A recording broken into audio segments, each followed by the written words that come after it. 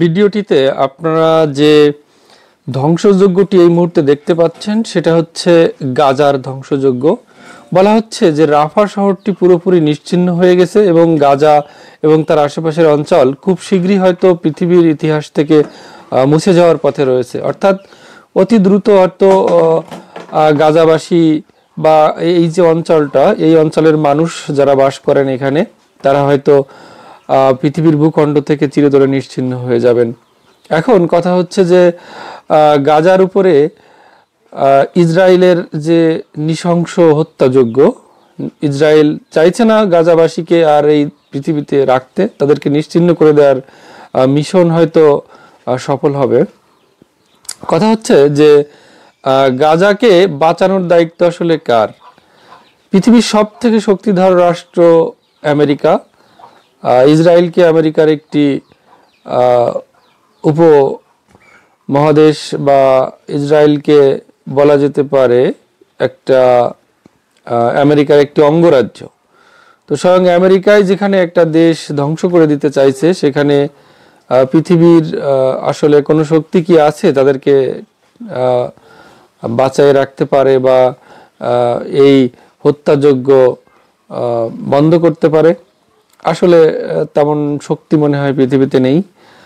আর যদি থাকেও তারা হয়তো নিজেদের সেফটির জন্য বা বিভিন্ন কারণে হয়তো সেই কাজটি করতেও চাইছেন না। তাহলে আমার প্রশ্ন হচ্ছে যে গাজাবাসীদেরকে আসলে বাঁচাবে কে? যে কোনোভাবে হয়তো আমেরিকা বা ইসরায়েল চাইছে না গাজাবাসী এখানে থাক, তারা পৃথিবীর ইতিহাস থেকে মুছে যাক, পৃথিবী থেকে চলে যাক তারা। এখন তাদেরকে বাঁচানোর দায়িত্ব কার? আপনি হয়তো বলবেন পৃথিবীর অন্যান্য আরব বিশ্বের অনেক বড় বড় শক্তিধর রাষ্ট্র আছে, তারা তো এগিয়ে আসতে পারে। কিন্তু দেখেন, তারা এগিয়ে আসা মানে আমেরিকার বিরুদ্ধে যুদ্ধ ঘোষণা করা। কারণ আমেরিকার প্রত্যক্ষ মদদে কিন্তু এই হত্যাযজ্ঞ এখানে চলছে। তাহলে পৃথিবীর কোনো আরব দেশ বা অন্যান্য যে পারমাণবিক শক্তিধর দেশ আছে, তারা কি নিজেদের অর্থ, নিজেদের সামরিক শক্তিকে নষ্ট করে এখানে কি যুদ্ধ করতে আসবে গাজাবাসীকে? এখন প্রশ্ন হচ্ছে, গাজা হাজার হাজার লক্ষ লক্ষ কোটি কোটি লক্ষ লক্ষ গাজাবাসীকে যদি তারা বাঁচাতে আসেও তাদের কি লাভ?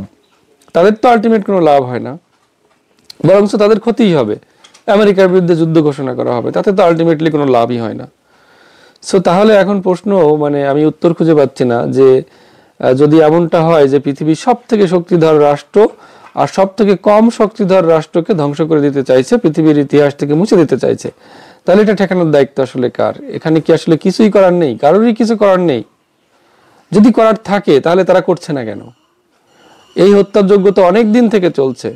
যদি সত্যি সত্যিই কিছু করার থাকতো তাহলে কেনই বা তারা এতদিন করছে না? নিরীহ গাজাবাসী নৃশংসভাবে হত্যার যজ্ঞের শিকার হচ্ছে। তো আসলে বিষয়টা আপনি কোন দৃষ্টিতে দেখেন, কমেন্টে জানাবেন।